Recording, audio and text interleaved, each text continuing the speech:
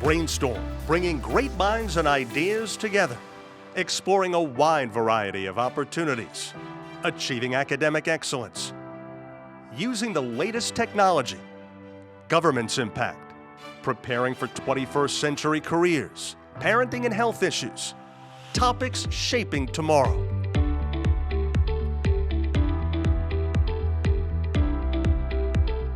Brainstorm with Lisa Willever, bringing great minds and ideas together. Hi, welcome to Brainstorm. I'm Lisa Willever, and today we're talking about teaching teachers. Before we begin, let's take a look and learn a little something about our topic. Over the years, education has changed a lot, and while we often think about how these changes affect students, we often forget how they affect teachers. Yes, before change reaches students, it must be understood by teachers. And with everything changing so quickly, how do our colleges and universities teach our teachers to be ready for the future? So joining me today, I have Dr. Suzanne McCotter from the College of New Jersey. You are the Dean of Education. That's right. And Lisa Battinella, you are a special education teacher on the elementary level. Yes. Okay, so why don't you girls tell me a little bit about your educational background so that we can actually talk about teaching teachers. Go ahead, Suzanne. I'm Suzanne McCotter. I grew up here in New Jersey, taught in Rahway and Edison school districts, did my undergraduate and master's degrees at Rutgers University, then went to Georgia and taught in Athens as a middle school teacher there and got my doctorate in middle school education. And I've been a teacher of teachers since 1999, first at Millersville University in Pennsylvania, then Montclair State University, and now I'm at TCNJ, the College of New Jersey. Real underachiever. You need to work on that. Okay, Lisa, go ahead. Well, me. It's a tough act to follow. It is tough, but I've read your resume. Go on. I graduated from Trenton State College, the College of New Jersey, in I don't need to say the year. I'm right around that. Go ahead. Anyway, and I have taught for the past close to 20 years at a few different schools in Bergen County, New Jersey. I have a master's degree in reading, and I hold a Teacher of Students with Disabilities certificate, and right now teach kindergarten and first grade basic skills special ed. And I am Lisa Willever, and I like to hang out with smart people. So welcome to the show. In the United States, most people go to school. You know, there are some people who are homeschooled, but most people attend a formal school. So we all know what teachers are. We know what we think we know what teachers do. We think we know about the job. But I think there's so much that's misunderstood about teaching. So what do you think it is that initially drives a high school student to want to enter a teacher preparation program? Is it, you know, the summer break that they envision that, you know, you have this lazy 3-month period, which isn't actually 3 months at all? You know, do they think because you get out when the kids get out? Like, what is it that you think sometimes makes people have a misunderstanding of it and kind of head toward it? When you look at the history of teacher education, you see something that's really consistent about teachers' motivation, and that is that they are not driven by extrinsic rewards. They're not people who are looking for a high salary. They are not really in it for vacations. They're in it because they want to do something to help kids. And that's consistent with what I've seen. When I ask kids who come into TCNJ, why do you want to be a teacher? I usually hear one of two things. They either loved their teachers or they hated their teachers. That's very interesting. Yeah, so they want to do what those teachers they loved did, or they want to do something different so that kids like them who felt left out get what they need. That I never thought of. I would have thought the first. I would have never thought about the revenge theory. Revenge theory, absolutely. Yeah. And when you see new teachers coming into your building, do you feel like they understand what they've signed up for?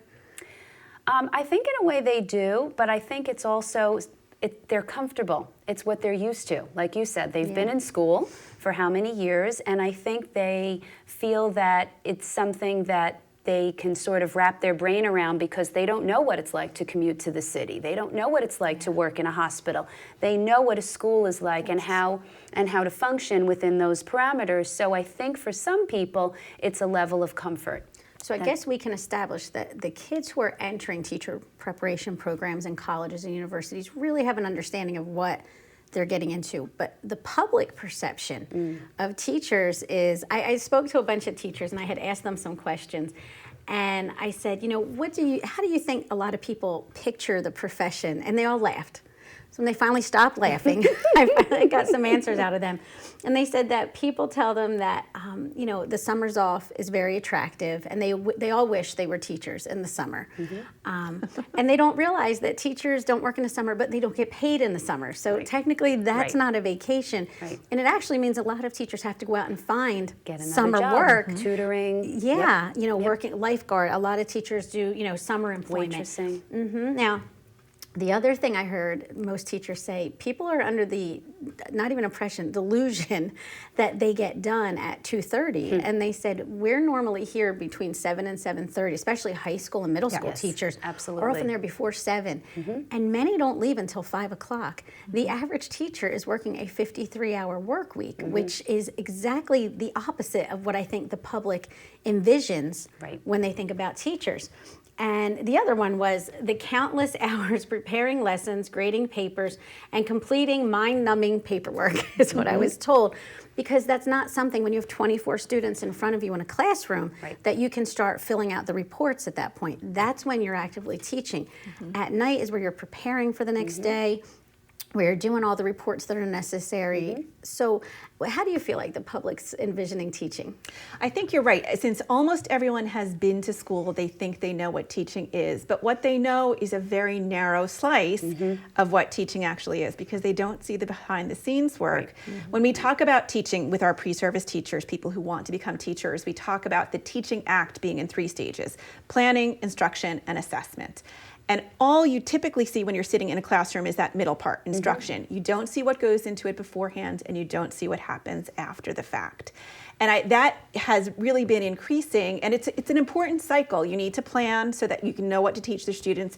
You need to assess to see what they have learned, and then that needs to feed right into the planning. So it's a cycle. But nobody sees anything except for the instruction part.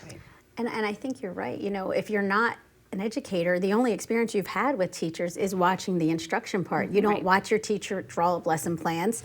You don't watch your teacher do the assessments and spend the weekends, or, especially in the older schools, your middle and high schools, the teachers are coaching and they're moderating clubs. I mean, some of the buses leave 5:30. And kids are still there at the school. So it is a long day and an exhausting job.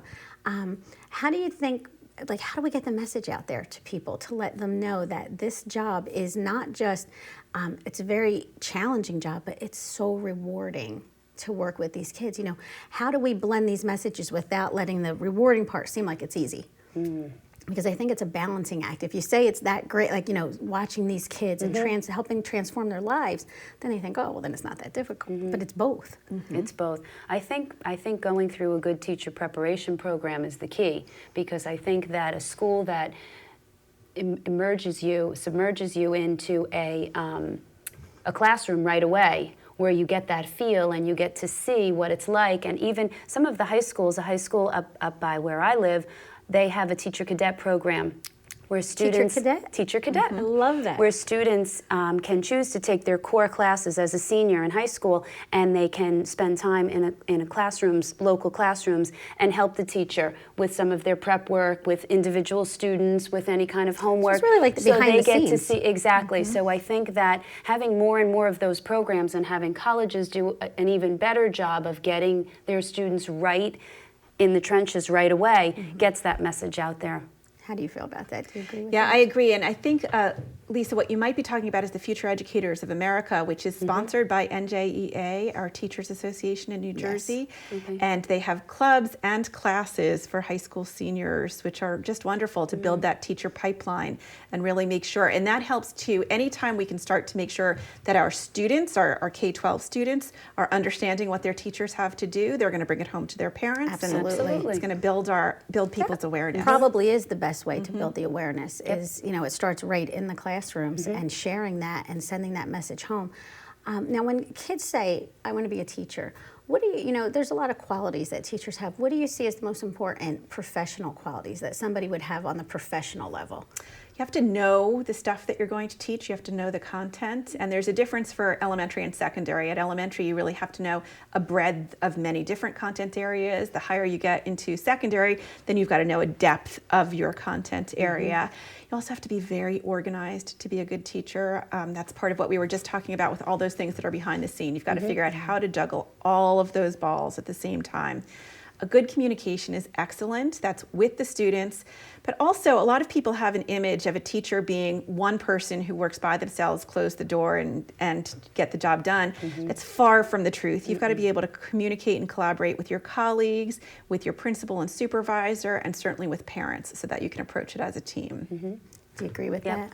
I agree with all those qualities, and I would say that you have to be patient because you have to be willing to show up day after day and keep working on, in many cases, the same few topics with a student until they're able to master it. So you definitely have to be patient. Now, patient would be, to me, a professional and a personal quality, because I think it overlaps. So what would you say personal qualities besides being patient for people who are looking into becoming an educator? What would you say? You have to be passionate. You have to really be into it and be excited yourself about your job. If you show up and you're just showing up, that's going to come across to your students. So you have to really love what you're doing, and that has to just kind of come right out of your pores into your classroom so that your children are motivated and drawn to your enthusiasm. Now, I've always thought it was funny. You know, teaching sometimes is treated almost like a science. You know, people seem to assume that you can repeat things, that it's very scientific, but I've always felt like teaching is not a science, it is an art. And teachers are college-educated professionals, and they need to be able to have that flexibility to adapt and respond to all the different students in their classroom, because it's not the same. Like, it doesn't change from year to year. And it doesn't even change from month to month or week to week. It changes minute to minute.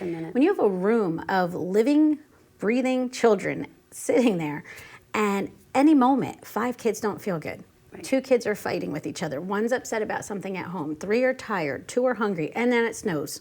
Yeah, they're all, and then there's a fire drill. Yeah, fire drill, and tomorrow's Halloween. I mean, you know, there's so many factors that from minute to minute, and even interest in a topic. You know, you take out, you know, it's art time. Everybody's really involved. You know, then I'll suddenly say, you know, it's time for a math test or, you know, math review, and they're like, oh. So, you know, teachers have to be able to respond to so many things. So, would you say, you know, adaptability, flexibility, things like that? Oh, definitely. Are the hallmark of a good teacher? Definitely. Yeah, absolutely. And I'd add to that what sometimes is called in the literature about preparing teachers with-itness.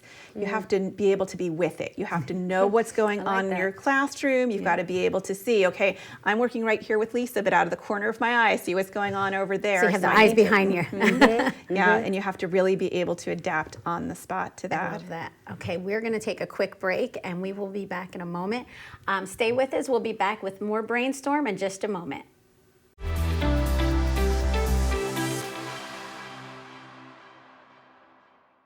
$150 over $90.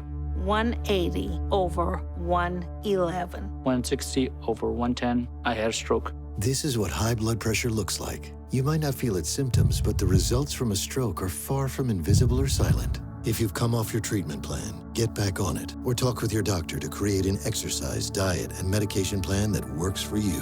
Go to loweryourhbp.org. If I would have followed a treatment plan, I would not be in this situation.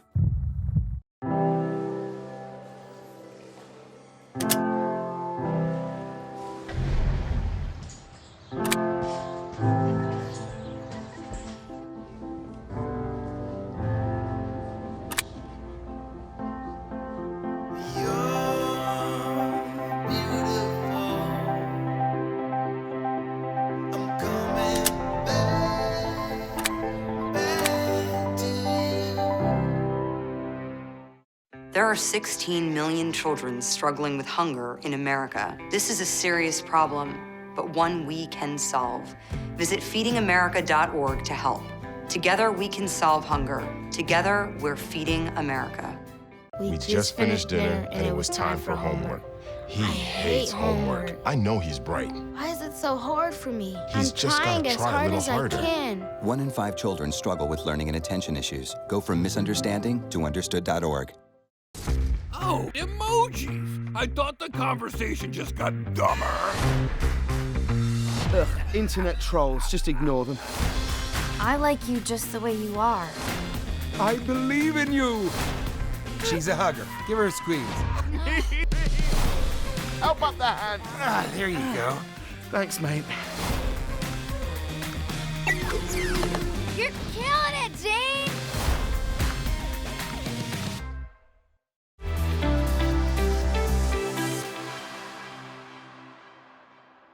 Welcome back to Brainstorm. I'm Lisa Willever, and we are talking about teaching teachers. And still with me, we have Dr. Suzanne McCotter and Lisa Battinelli. And let's get right back into our topic, because I'm so interested in your perspective. You are overseeing the teaching of teachers as the Dean of Education, and you're in what we call the front line. You're in a classroom, in a school, so you see a lot of different things. Let's talk about the gender gap in education. You know, teaching is overwhelmingly a female occupation. And I have some statistics that I was looking up, and I was shocked by the number of men in the lower grades. 3.2% of preschool and kindergarten teachers are men. 3. Wow. And only 19% of elementary school teachers are male. And of course, in high school, secondary ed is 40%. You know, how important is it for us to be able to get men into the lower grades? Well, how do you feel about that? Well, it's critical. And my dad was a kindergarten teacher at the beginning of his career, and you can bet. He's in the 3%. Yeah, he was, and he was terrific at it.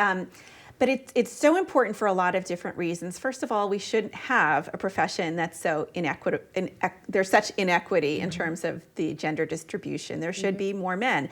And I think part of it is the way that we unfairly see teaching in the very lower grades, teaching in preschool, as akin to babysitting or daycare. It's not true, and we need to do a better job of PR with that.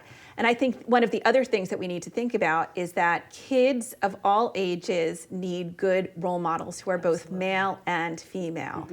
And if they don't have good male role models in other places, it would be great if they could find them in the school. I have 2 sons, and I know it was really important for them to have men in preschool and in elementary school who were their teachers. And what do you see in the schools? Is it still really as lopsided as the numbers are saying? I mean, they're saying that it's about 80% women in elementary schools. It is, unfortunately, but I'm seeing a little bit of a swing. We've had a few student teachers come through that were male, and we recently hired a fresh out of college man to teach 5th grade, and everyone loves him. This is going to sound like a dating ad, but it says the average teacher is white, female, 42-year-old, has 14 years experience, makes $55,100 a year, and works 53 hours a week. So right there, the 55,000, it's college-educated professionals. Right. Teachers make only 80% of what they make. They make 20% more than teachers. Do you think that's also a sticking point with attracting males? I do, unfortunately. Yeah, absolutely. It is a sticking point. And I think that we're starting to do better. So I know when I came out of college, I was making less than $20,000 a year, not to date myself. But me too.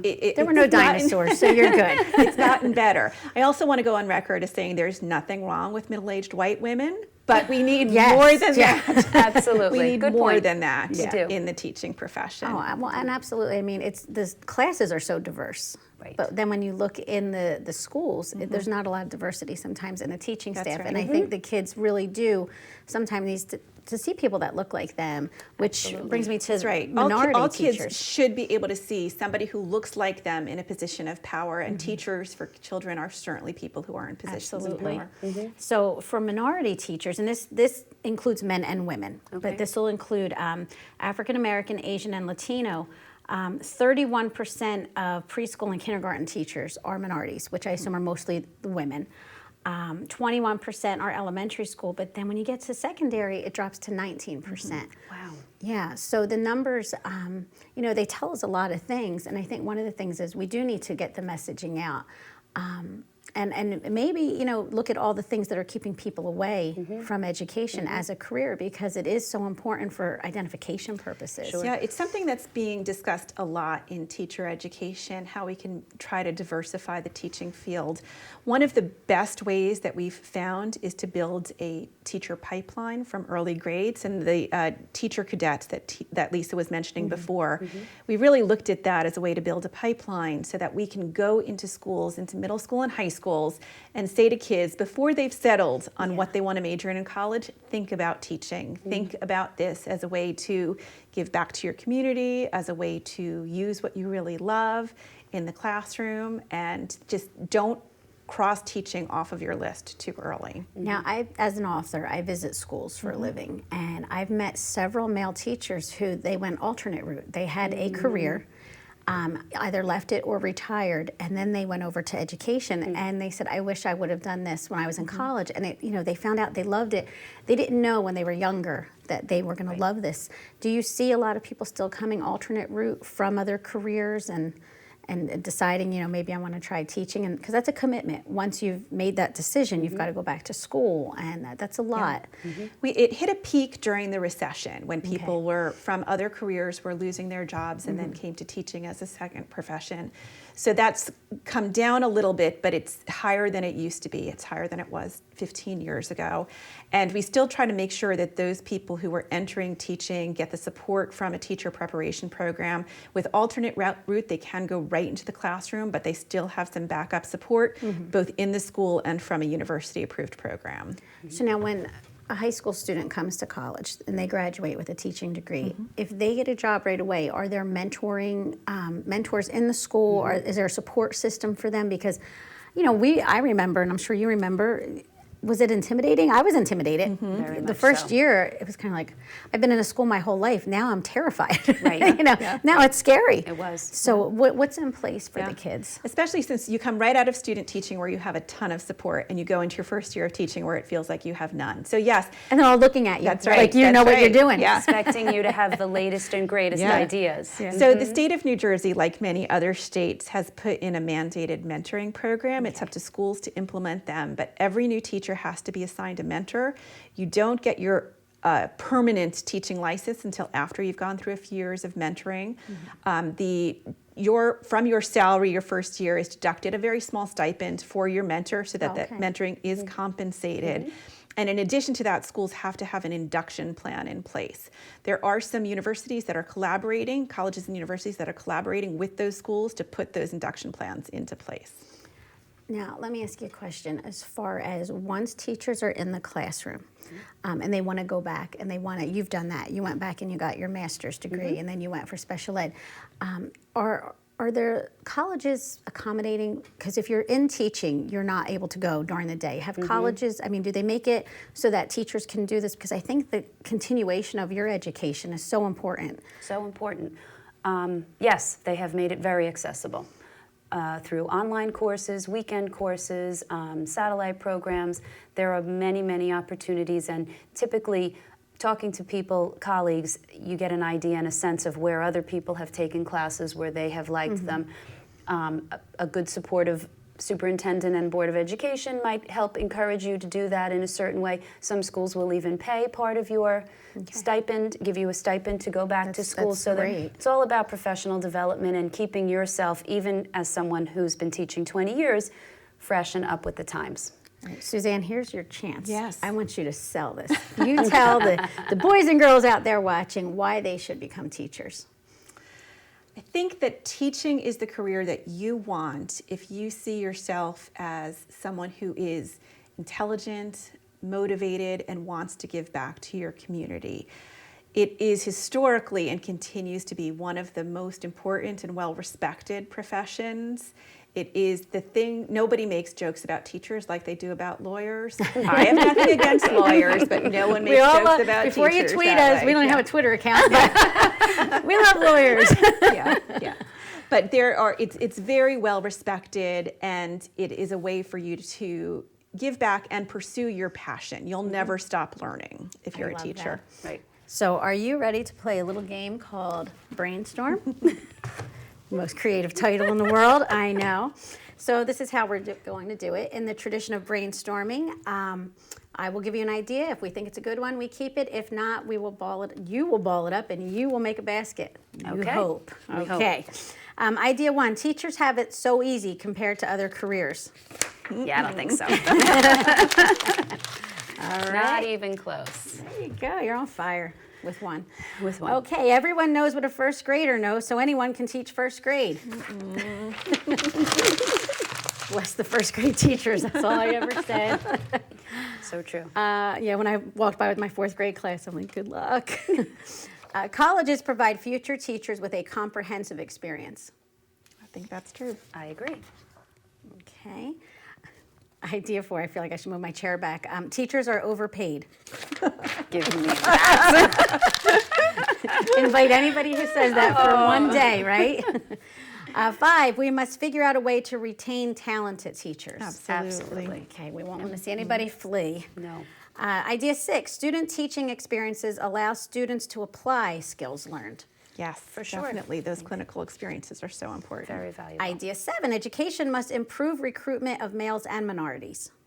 Yes. Definitely. There's not a lot of action for No, you there's here. not. Okay, oh, here we go.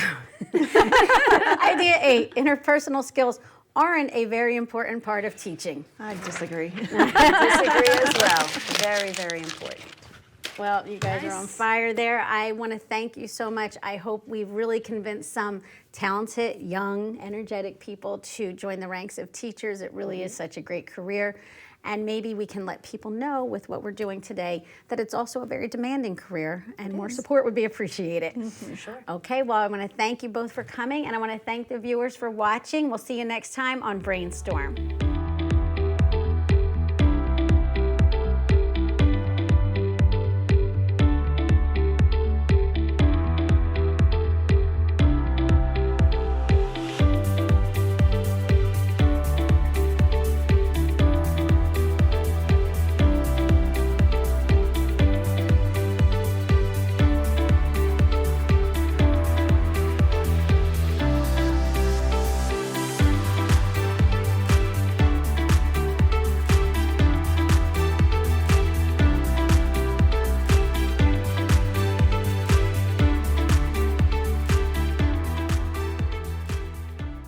Well, Thomas, you've got prediabetes. But with more exercise and a change in diet, it can be reversed. I've tried exercising. It just makes me hungry for bacon. I love bacon, too. And who really likes to exercise? Not me. Me neither. Nobody.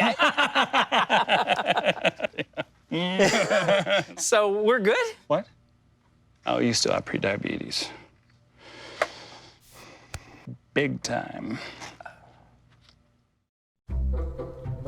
They call me Maxie, but I prefer tripod.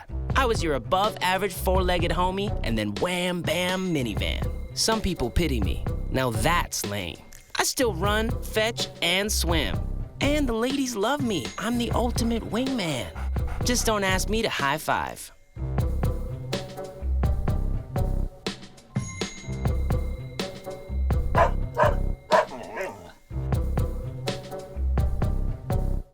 What to expect when you're expecting Like here. a teenager. Today, I'm going to show you how to team-proof your home. First step, hide the car keys. Preferably somewhere they would never look. Challenges will come up. Be ready for them. Hi, honey. Ready for the... Mom, you don't use mannequins in the mannequin challenge. You don't have to know it all to be a perfect parent. Thousands of teens in foster care will love you